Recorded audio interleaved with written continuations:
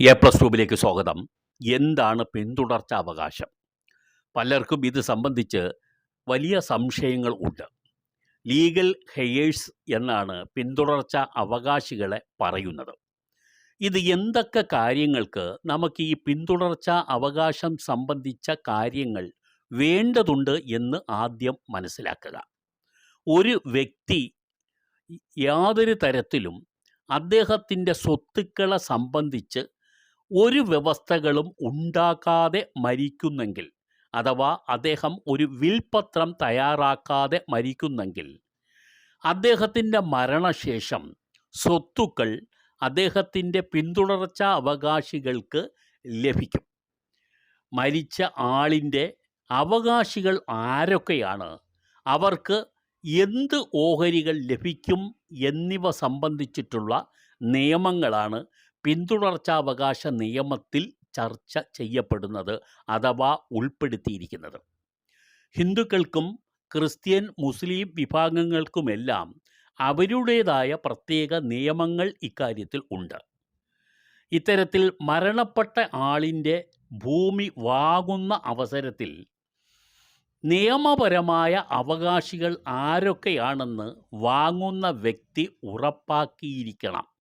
അല്ലാത്ത പക്ഷം അവകാശികളെ ഒഴിവാക്കി ഏതെങ്കിലും തരത്തിലുള്ള പ്രമാണം ചമച്ചാൽ ആ വ്യക്തിയുടെ അവകാശം അയാൾക്ക് തന്നെ നിലനിൽക്കുകയും തുടർന്ന് കേസിലേക്ക് പോവുകയും ചെയ്യും.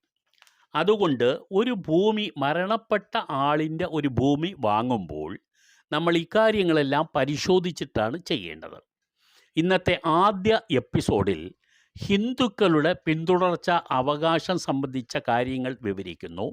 അടുത്ത എപ്പിസോഡിൽ ക്രിസ്ത്യാനികളെക്കുറിച്ചും അതിനടുത്ത എപ്പിസോഡിൽ മുസ്ലിം അനന്തരാവകാശത്തെക്കുറിച്ചുമുള്ള കാര്യങ്ങളാണ് ഡിസ്കസ് ചെയ്യുന്നത്. ഹിന്ദുക്കളെ സംബന്ധിച്ച് 1956 ഹിന്ദു പിന്തുടർച്ചാ അവകാശ നിയമമാണ് ബാധകമാവുക. പുരുഷനും സ്ത്രീക്കും വെവ്വേറെയായുള്ള പിന്തുടർച്ചയാണ് ഈ നിയമത്തിൽ പറയുന്നത്. പുരുഷന്മാർക്കാണെങ്കിൽ ഈ നിയമത്തിലെ 1-ാം പട്ടികയിലെ ക്ലാസ് 1-ൽ പറയുന്ന അവകാശികൾക്ക് തുല്യമായ സ്വത്തും, എന്നാൽ ക്ലാസ് 1-ൽ ആരുമില്ലാത്ത പക്ഷം ക്ലാസ് 2-ൽ പറഞ്ഞിരിക്കുന്ന അവകാശികൾക്ക് മുൻഗണനാക്രമത്തിലുള്ള സ്വത്തുക്കളും ലഭിക്കും. അപ്പോൾ ക്ലാസ് 1 ആദ്യം നമുക്ക് നോക്കാം. അതിൽ വരുന്നത് മകൻ, മകൾ, വിധവ, മാതാവ്, മരണപ്പെട്ട മകൻ്റെ മകൻ, മരണപ്പെട്ട മകൻ്റെ മകൾ, മരണപ്പെട്ട മകളുടെ മകൻ, മരണപ്പെട്ട മകളുടെ മകൾ, മരണപ്പെട്ട മകൻ്റെ വിധവ, മരണപ്പെട്ട മകൻ്റെ മരണപ്പെട്ട മകൻ്റെ മകൻ, മരണപ്പെട്ട മകൻ്റെ മരണപ്പെട്ട മകൻ്റെ മകൾ, മരണപ്പെട്ട മകൻ്റെ മരണപ്പെട്ട മകൻ്റെ വിധവ എന്നിങ്ങനെയാണ്.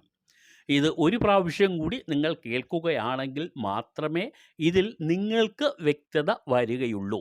ഇത് ഞാൻ ആവർത്തിച്ചത് ആ ആക്റ്റിൽ പറയുന്ന അതേ രീതിയിലാണ് ഞാൻ നിങ്ങൾക്ക് മനസ്സിലാവുന്ന തരത്തിൽ ആവർത്തിച്ചത്. ഇനി ക്ലാസ് 2 നോക്കാം. അപ്പോൾ നിങ്ങൾ അറിഞ്ഞിരിക്കേണ്ടത്, പുരുഷന്മാരെ സംബന്ധിച്ച് ഇപ്പോൾ പറഞ്ഞ ക്ലാസ് 1 പട്ടികയിൽ പറയുന്ന അവകാശികൾക്ക് തുല്യമായി സ്വത്ത് കിട്ടും. എന്നാൽ ഈ പറഞ്ഞ ക്ലാസ് 1-ൽ ആരുമില്ലെങ്കിൽ ഇനി പറയാൻ തുടങ്ങുന്ന ക്ലാസ് 2-വിൽ പറഞ്ഞിരിക്കുന്ന അവകാശികൾക്ക് മുൻഗണനാക്രമത്തിലാണ് സ്വത്തുക്കൾ ലഭിക്കുക.